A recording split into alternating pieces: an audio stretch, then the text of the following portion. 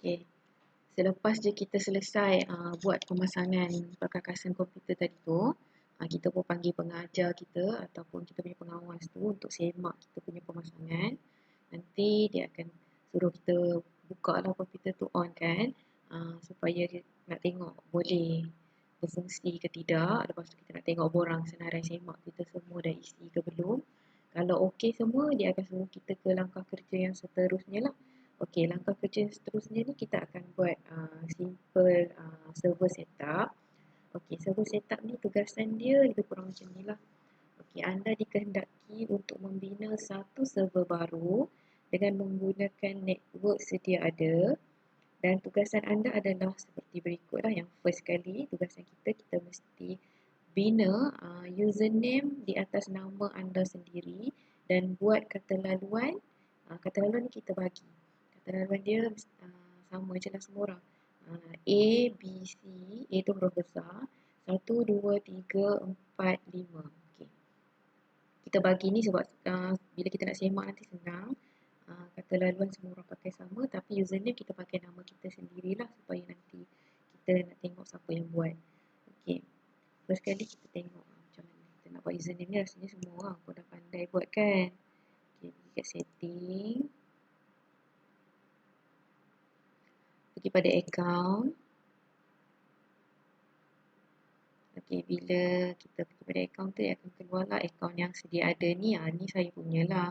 Tapi kita nak create satu username baru kan. Okay, bila kita nak tambah satu lagi, pergi dekat family and other users. Okay, add someone else on this PC.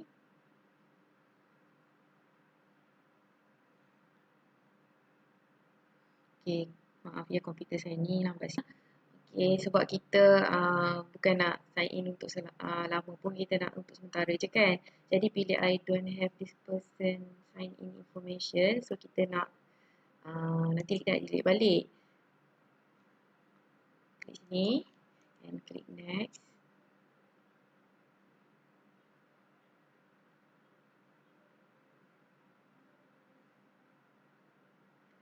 Dan dia akan keluar paparan macam ni, dan kita pilih yang bawah sekali, add a user without a Microsoft account, sebab kita tak nak login pun untuk Microsoft account dia kan. Kemudian dia akan pergi ke skrin yang tunjuk siapa yang akan menggunakan PC ni. Kita nak guna nama siapa. Jadi soalan minta kita untuk letakkan nama kita kan. Nama anda lah. So andainya kat sini nama kita Nilofa. So kita tulis Nilofa. Lepas tu password yang kita dah bagi. Soalan dah minta kita untuk masukkan A, B, C 1, 2, 3, 4, 5. A tu huruf besar. A, B, C 1, 2, 3, 4, 5. Cek tengok. Okey, betul. A, B, C 1, 2, 3, 4, 5. Okay, kat sini dia minta kita untuk bagi beberapa security question untuk kita jawab, sebab takut nanti kita lupa password. Kita jawab je lah. Okay, first kita buat pet name. Okay, kata nama pet name kita Sushi. Lepas tu soalan kita apa nama childhood name kita. Boleh Sushi juga. Supaya senang kita nak jawab, bubuh je yang memudahkan kita lah. Nama oldest cousin kita pun letak nama Sushi juga. Tak apa, letak je. Ini ikut awak yang memudahkan je lah. Kemudian tekan next. Okay, lepas tu kita ada dua lah kat sini. Nilofa, lepas tu ni ada satu lagi yang saya dah create dulu lah.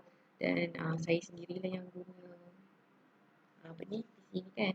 Okay, bila kita dah ada akaun ni, kita kena login akaun Nilofa ni. Akaun kita lah yang kita bubuh letak nama kita ni. Kita login. Pergi dekat ni. Dan kita pilih Nilofa. Okay, lepas kita dah create username dan juga kita takkan password pada username kita tu, kita masuklah dalam kita punya username tu. Masuk dan macam paparan dia macam ni. Kita nak ke next step. Next step ni kita nak kena kenal pasti IP address kita.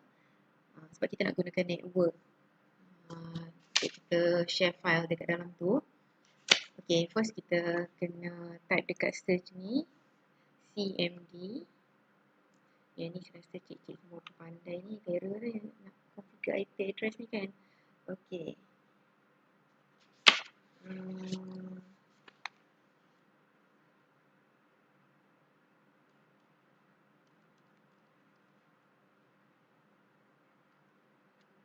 Kita type ipconfig, ipconfig. Okay, kita akan dapat kat sini IP address kita, IPv4 address iaitu 192.168.096. Sekarang kita dah tahu dah, kita tulis kat sini lah sebab kat dalam ni ada borang yang kita kena isi apa IP address kita. So masukkan sini IP address kita 19, nanti ada checklist tau saya bagi, nanti isikan dalam checklist tu IP address kita 192.168.0.96. Okay. Lepas kita dah kena pasti, kita kena letakkan satu folder yang kita nak share dengan klien kita lah ataupun pengguna lain. Okay. Saya akan bagi pen drive pada setiap orang untuk masukkan dokumen tu lah. Okay, lepas kita dah kenal pasti kita punya IP address tu, kita kena masukkan folder kita lah kat dalam kita punya username ni, dalam kita punya account ni, dan kita nak share dengan pengguna lain lah ataupun user lain, klien kita. Okay, buka kita punya pen drive. Dekat dalam pen drive ni saya ada letakkan beberapa folder lah yang nama anda semua. Pilih nama kamu sendirilah. Contohnya tadi Nilofa kan, so dia ambil folder Nilofa ni lah. Okay, folder Nilofa ni letaklah dekat desktop ni. Letaklah dekat desktop. Okay, sebabkan kita nak share nanti. Okay, kita kena buat lepas kita letak je folder kita dekat desktop ni, kita kena set up server folder kita tu, folder tu supaya boleh kita sharing lah dengan klien kita ataupun pengguna lain lah. Okay, cara nak set up dia, klik sebelah kanan pada folder nama kita tadi tu, Nilofa kan contoh. Lepas dia akan keluar paparan ni dan kita pilih properties. Pergi kepada sharing, tekan share. Kemudian klik pada satu bahagian ni, kita pilih everyone, add, masukkan dia, dan kita dekat everyone ni kita pilih read and write supaya kita nak semua boleh baca. Okay. Lepas tu share, dan kita pergi kepada advanced sharing pula.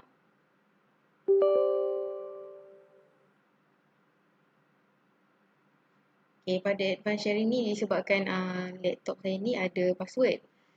Kan kita create username baru, jadi saya masukkan password saya dulu. Kalau komputer yang kamu guna nanti tu ada password, nanti boleh tanya pengawas apa password dia. Kalau tak ada, boleh teruskan je lah. Okay. Kat sini dah siap. Dia akan keluar satu paparan macam ni. Lepas kita masukkan password tu, kita nak share this folder. Itu Nilofa tadi tu lah. Dan kita tekan apply. Dan tekan OK. Lepas tu kita close.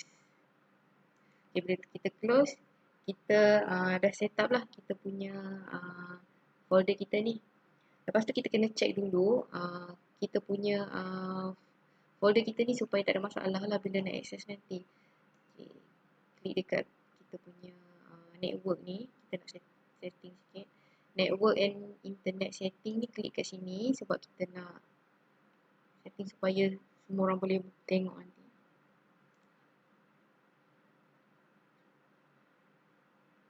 Okay, dia akan keluar macam ni. Sekejap kita tunggu paparan dia keluar dulu. Pergi dekat Network and Sharing Center.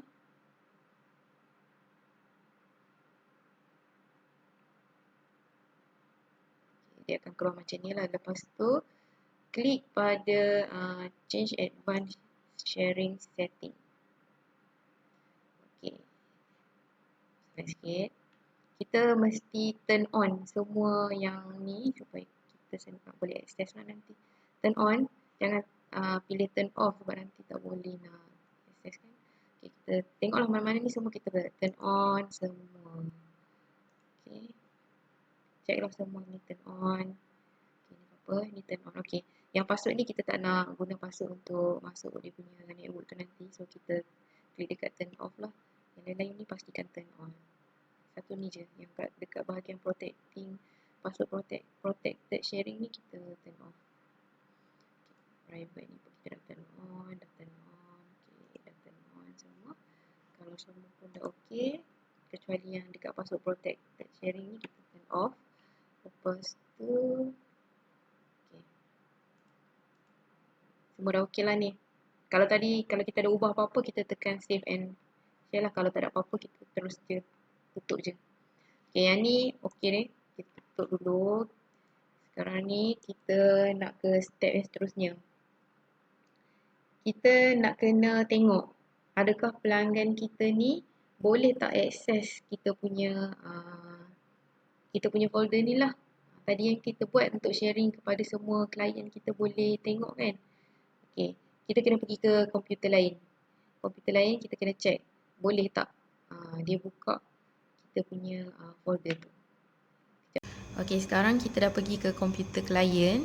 Kita nak check yang tadi kita buat folder kita share tu boleh akses ataupun tidak. Sebab dalam soalan dia nak kita pastikan ia boleh diakses penuh oleh semua user. Jadi semua orang boleh buka lah folder tu. Jadi kita nak check balik. Pergi dekat start bawah ni. Okay, kita kena ingat IP address yang kita dah configure tadi tu. Apa IP address kita masa kita nak setup share kita punya folder tadi tu.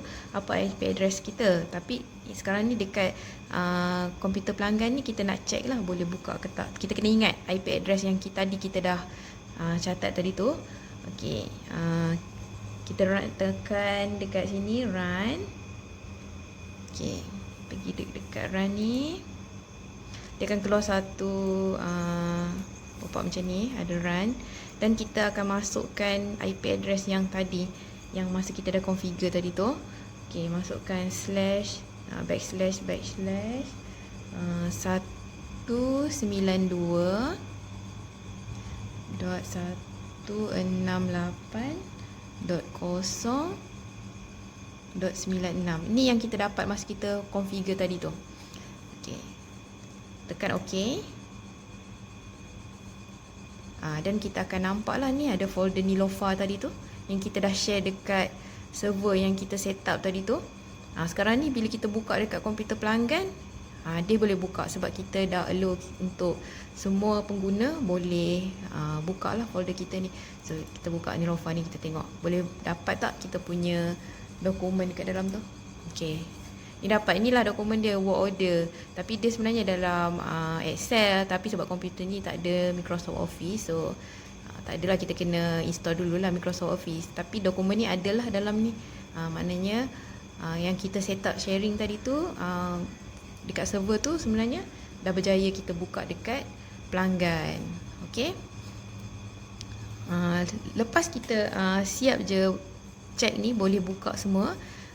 Satu lagi yang anda kena pastikan adalah kita kena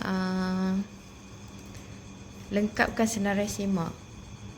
Okay, senarai semak ni saya akan letakkan dekat dalam komputer klien tu juga. Okay, dekat dalam komputer klien tu akan ada satu senarai semak lah.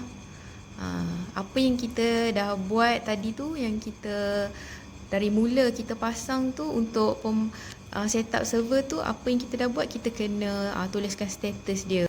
Okey, lepas serahkan kepada pengawas tu, nanti pengawas akan check.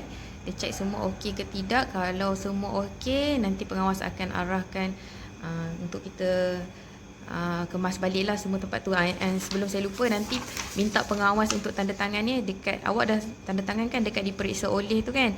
Nanti minta pengawas tanda tangan dekat bahagian disahkan oleh ni. Yang ni pengawas kena tanda tangan. Lepas tu serahkan pada pengawas. Okey, lepas tu pengawas akan bagi arahan kita untuk kemas baliklah semua tempat kerja kita. Bersihkan balik yang mana kita dah pasang tu, semua kena buka balik, letak balik di atas meja seperti sebelum kita mula peperiksaan.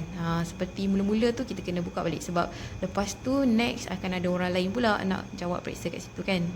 Jadi sebenarnya kekemasan tu akan dikira ada markah, kemas balik, buka apa semua tu semua ada markah. Dan dari segi keselamatan pun dia akan nilai kamu. Contohnya semasa pasang perkakasan masa mula-mula tadi kan, ada tak pakai wristband, ada pakai antistatik tu tak, lepas tu adakah pakai kasut, pakai stokin, elok keselamatan kita, kita sentiasa mengamalkan keselamatan, tidak tangan kita tak basah, kita pegang semua barang-barang komponen kita, itu semua pengawas akan tengok lah nanti pada hari peperiksaan tu. Okay, kalau tak ada apa-apa, setakat ni tu je yang kita akan nilai semasa hari peperiksaan tersebut. Okay, tu saja. Terima kasih.